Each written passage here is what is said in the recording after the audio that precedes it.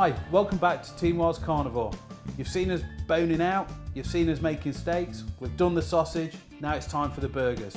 Back to my little friend here, my little meat grinder from Weston Products.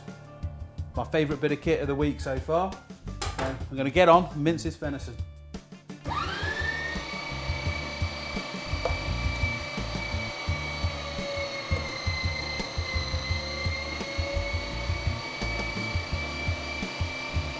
Okay, that's the venison mince, £7 there, no problem whatsoever.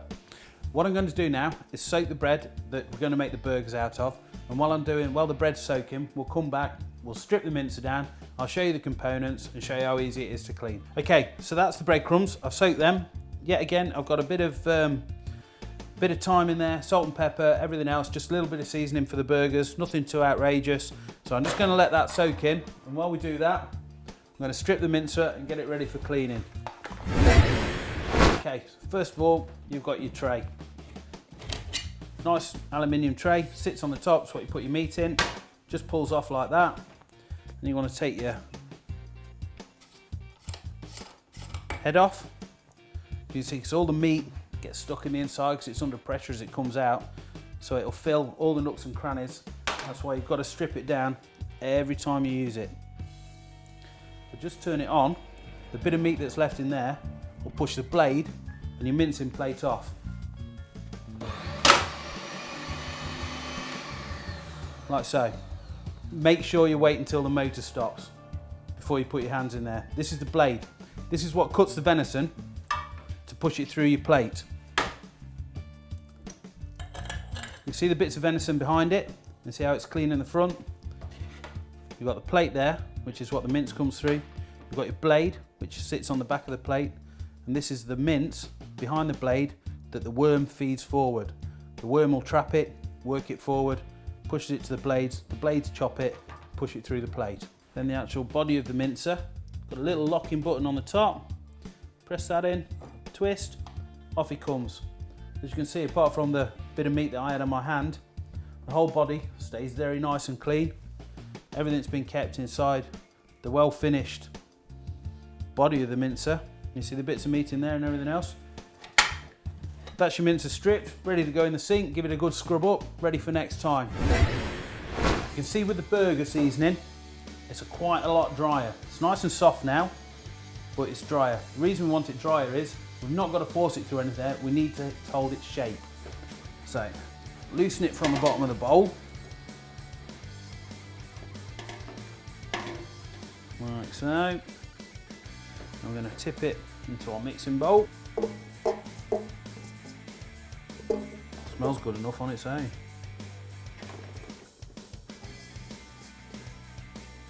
There we are. We're going to put our venison into it.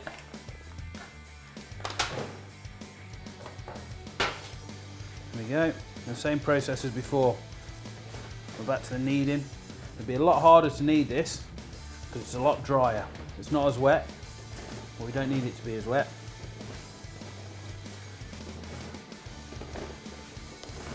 You can see it's nowhere near as sloppy and as wet as the sausage was, as we did in the last episode. And try and get it all a nice consistency. There you go, you can see it's starting to take shape now after a couple of minutes of kneading. Consistency is about the same, as you can see. It's got an even colour getting to it. There's no real dark patches, there's no real light patches where the bread's in a ball or anything else. All working well. I think we're about there for that. Okay, we've mixed the burgers up. Now we're going to get ready for pressing them and dropping them in the freezer.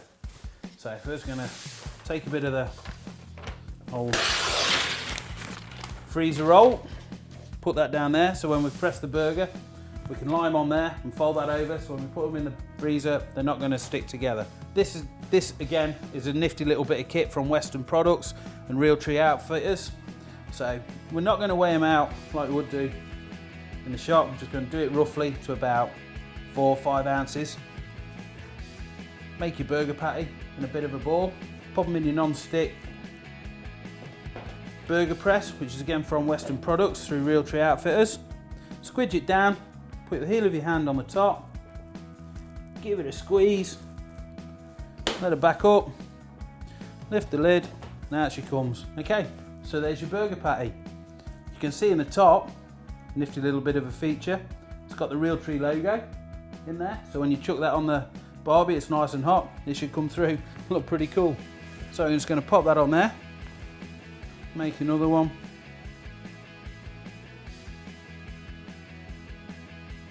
Put her on the middle, squeeze down, put the pressure on there, heel of the hand, push it down, put it back up. There we go, hasn't formed properly, a bit more pressure on there.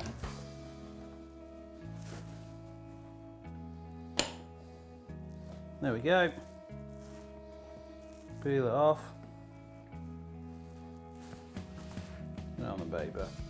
So, once you've got them on there, 3 or 4 on a piece of paper, fold it over, making sure that the shiny side's on the inside, put it round. The handy little tape gadget so you can do it one-handed. Peel it off, stick it on, and again,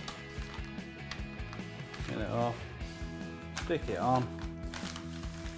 I want lot to go in the freezer. As we're going on, we'll build the stacks up like that. They can just be dropped in nice and flat. Kept flat, not going to stick to one another. As you come to take them out and use them, one at a time, bump, bump, straight on the barbie. Okay, as you can see, it's going to take me a while to finish this all off. Why don't you guys get yourself off, get some snapping down here, and come back next week where I'm going to be using the jerky gun and vat packing the steaks that we've got here. So it's all coming together grand. I'll catch you next week. Cheers.